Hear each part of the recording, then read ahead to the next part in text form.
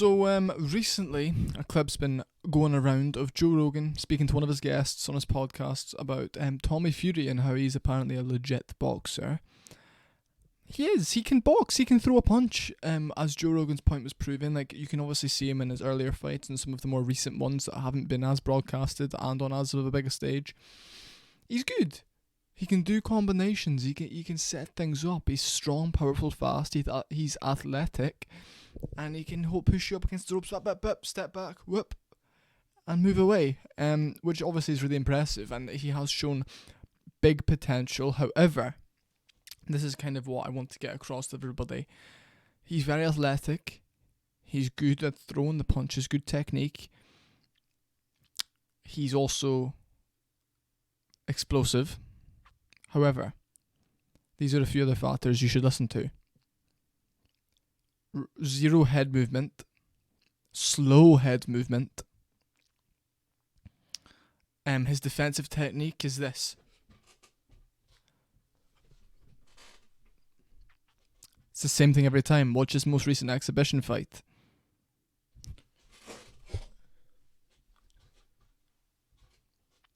It's not good. Now, I get it. He's a novice. He's a novice boxer. He's only had a few amateur fights. He's a novice. He's still learning as he goes. And he's doing your typical boxer thing of fighting trash cans till you're about 20-0. He's 8-0 currently. And then having a drastic increase in competition to see where you're really at. Fair enough. That's how boxing does it. That's why boxing's dying. However, this Tommy Fury guy has chosen to be in the limelight. He chose to go on Love Island.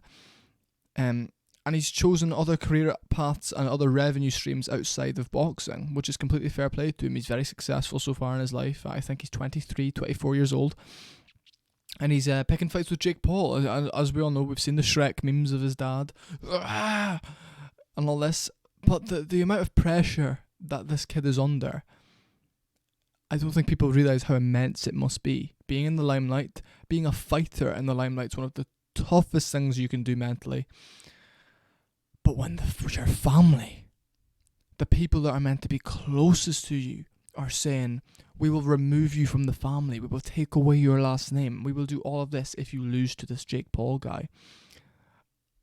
They see him as a YouTuber.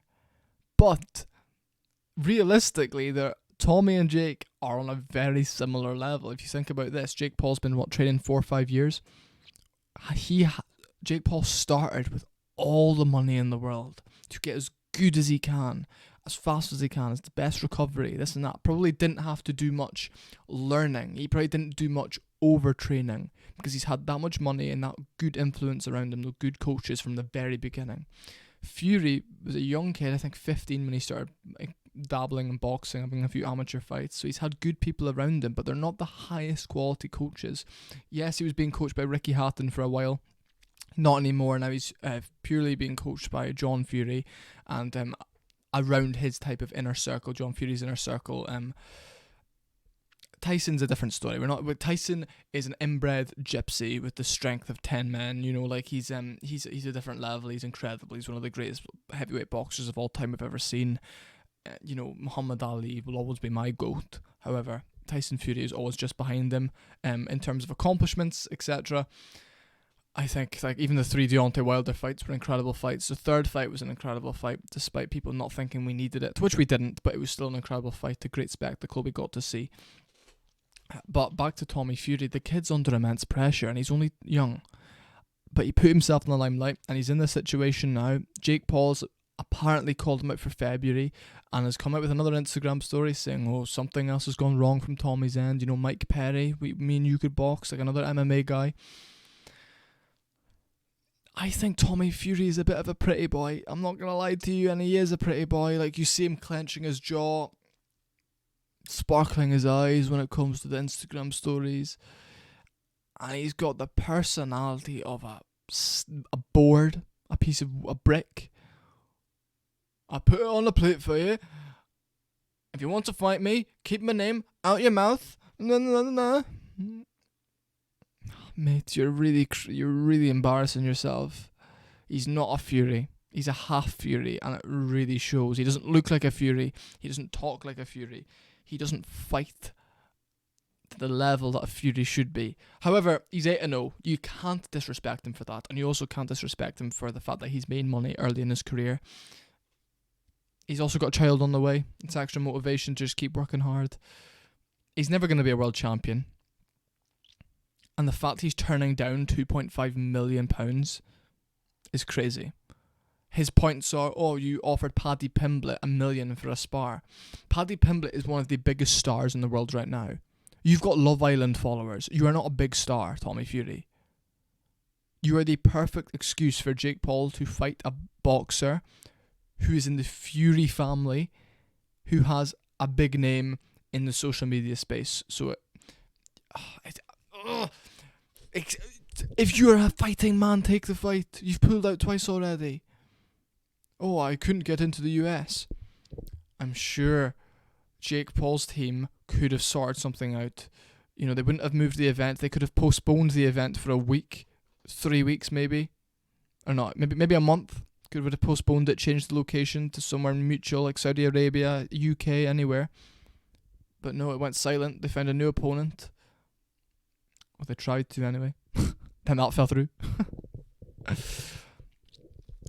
Like, he's a pretty boy in my opinion, and I feel like Jake Paul's kind of got this cloud over him now, and at this point in his Fury's career he should be fighting every 2 months, every 2 months, just racking up wins. But he's had this Love Island success, he's got the big fancy house, he's together with the beauty queen of the UK, and I'm starting to see less and less of Tommy Fury. I'm also starting to see less and less potential in Tommy Fury.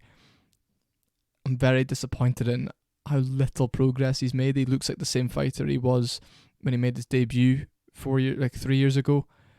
4 years ago.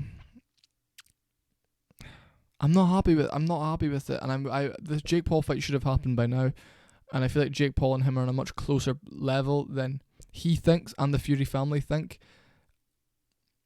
And I think Jake Paul knows that too. I also think Jake Paul sees things. Tommy Fury, he goes like this every single time he's defending. He gets his head out of the way, but that straight right to the body would flatten him. A Jake Paul right hand to the body for 3-4 rounds would start breaking him down. He'd start lowering his hand while moving backwards, and then it would come over the top. I truly think Jake Paul would knock him out. And it pains me to say that Jake Paul would knock out a Fury, but Tommy Fury isn't a real Fury. Jake Paul needs to have that straight to the body going early. The guy's rigid, he's got no head movement. 3rd, 4th round, he'll start dropping his hand, and then you catch him on the chin. I can foresee it already. Jake Paul, I'm going to say 4th round knockout, just a right hand over the top, a straight right hand. Fury, it'll hit Fury on the chin, he'll kind of go down backwards, hands by his side, turn onto his front, he'll be sitting up, and he'll be a bit like, oh, fuck, oh. Shaking his head. He'll come forward again. Jake Paul, uppercut, left hand, right hand, sets him down again. Because in this time off, Jake Paul's working hard. He's learning, he's improving, and he's also he improves. His head movement's significantly better, but also he's improved as a fighter. He's improved as being able to be in the pocket, hands up, taking shots, giving a few back. He's improved at that, which is so important. He's improved at being in uncomfortable situations. He, against Anderson Silva, he knew maybe he was getting a little bit tired in the 4th round. He was like, I'm going to take a round off. You'll see him in the 3rd, 4th, 5th round, kind of come up in the clinch a little bit more, let Anderson kind of hit his elbows, hit his shoulders. Then Anderson started slowing down, so he was like, right, okay. Anybody who disrespects him for fighting Anderson Silva, oh, Anderson Silva's a 50-year-old man. It's better than going in the ring with people that are just looking to survive and get out of there. He's faced adversity. He had that split decision, terrible fight against Woodley, but that's better experience than any novice boxer will get. Respect to him. Tommy Fury, I believe, is a pretty boy. I think I've covered everything I wanted to say here. I want to see that fight. Then I want to see him get this chapter over, destroy Tommy Fury. Then I want to see him go fight Diaz in boxing, then MMA. Then I want to see him kind of up the level, and if he's serious about going for a boxing belt, be smart about who you fight and go for it. Because he's got the marketing, he's got the ploy, he's got the fame. This next 2 years is going to be massive, and I'm so excited to see what's next. You cannot tell me Jake Paul doesn't knock Tommy Fury out. with straights to the body. Watch any of Fury's fights. Watch any of the fights and tell me straights to the body would make him lower his hands and he'd catch him with a right hook.